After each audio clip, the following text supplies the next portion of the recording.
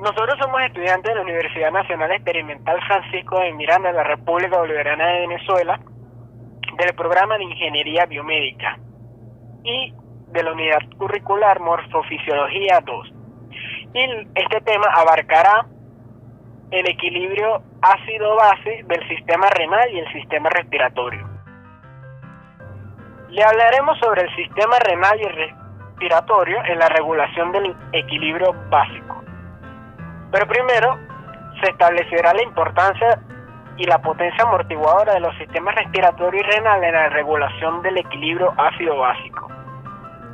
Primeramente, los riñones, como parte del sistema renal, tienen una acción tardía y controla el equilibrio ácido-básico excretando una orina ácida o básica. Esta regulación renal se da mediante tres mecanismos: secreción de hidrogeniones, reabsorción de bicarbonatos filtrados y producción de nuevos bicarbonatos, que se hablará más adelante sobre esto, más profundamente. Las alteraciones que pueden suceder en el equilibrio ácido-básico son principalmente la acidosis y alcalosis metabólica, dependiendo del pH.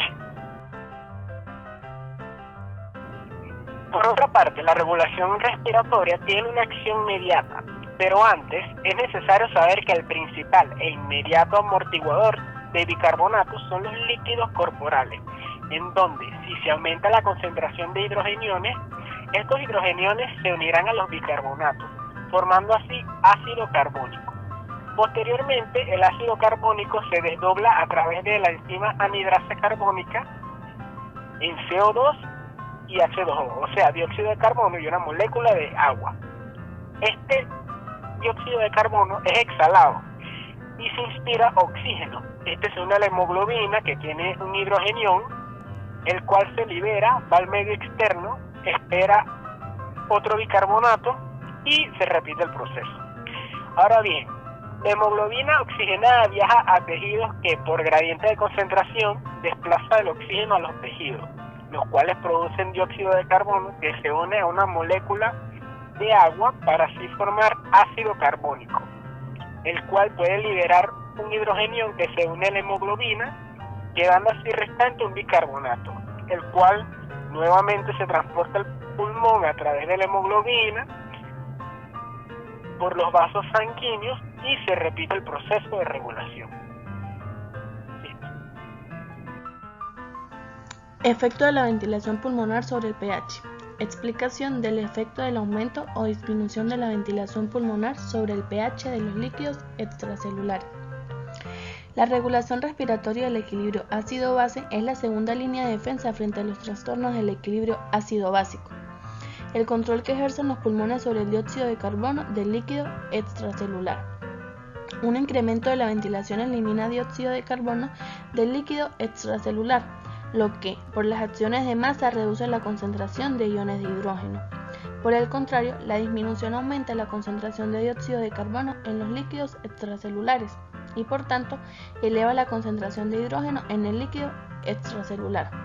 Si la formación metabólica de dióxido de carbono permanece constante, el único factor que influye sobre la presión parcial de dióxido de carbono de los líquidos extracelulares es la magnitud de la ventilación pulmonar, es decir, a mayor ventilación alveolar, menor presión parcial de dióxido de carbono, y a menor ventilación alveolar, mayor presión parcial de dióxido de carbono.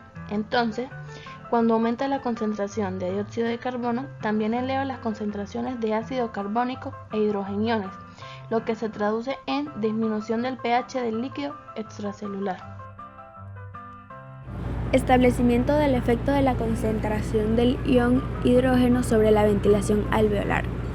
Si la ventilación alveolar aumenta al doble de lo normal, el valor del pH de los líquidos extracelulares asciende a 0,23 aproximadamente. Si el pH de los líquidos orgánicos es de 7,4 con una ventilación alveolar normal, su duplicación hará que el pH ascienda hasta alrededor de 7,6. Por el contrario, una disminución de la ventilación alveolar a la corta parte de lo normal reduce el pH en 0,45. Esto es, si con una ventilación alveolar normal el pH es de 7,4, al reducir a la cuarta parte se producirá una disminución del pH a 6,9. Como los cambios en la ventilación alveolar pueden ser muy grandes, desde 0 hasta 15 veces con respecto a lo normal, es muy fácil comprender hasta qué punto el aparato respiratorio puede modificar el pH de los líquidos orgánicos. Entonces, la ventilación alveolar no solo influye en la concentración de hidrogeniones a través de los cambios de la expresión parcial de dióxido de carbono de los líquidos orgánicos, sino que la concentración de hidrogeniones influye también en la ventilación alveolar. La ventilación alveolar aumenta de 4 a 5 veces sobre su valor normal cuando el pH disminuye desde su valor normal de 7,4 a un valor fuertemente ácido de 7. Por el contrario, cuando el pH plasmático supera el valor de 7,4, se produce una disminución de la ventilación alveolar. Cuando la ventilación alveolar disminuye a causa del aumento del pH, desciende también la cantidad de oxígeno que se añade a la sangre y la presión parcial de oxígeno, lo que estimula la frecuencia respiratoria.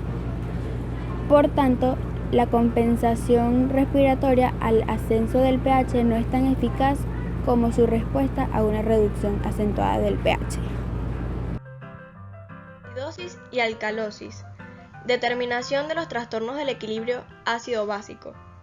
Los trastornos ácido-base son cambios patológicos en la presión parcial del dióxido de carbono o el bicarbonato sérico, que producen en forma típica valor de pH arterial anormales. Los verdaderos cambios en el pH dependen del grado de compensación fisiológica y de los múltiples procesos que se ponen en marcha. La acidosis metabólica es la concentración sérica de bicarbonato menor que 24 miliequivalente por litro.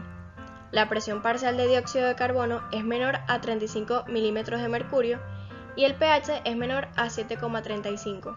Sus causas son aumento de la producción de ácido, ingestión de ácido, disminución de la excreción renal de ácido, pérdidas gastrointestinales o renales de bicarbonato sérico. La alcalosis metabólica es la concentración sérica de bicarbonato mayor a 24 miliequivalente por litro. La presión parcial de dióxido de carbono es mayor a 45 milímetros de mercurio y el pH mayor a 7,45. Su causa es pérdida de ácido, retención de bicarbonato sérico. Acidosis respiratoria. Es la presión parcial de dióxido de carbono mayor a 40 milímetros de mercurio. La concentración de bicarbonato sérico es mayor a 26 miliequivalente por litro y su pH es menor a 7,35.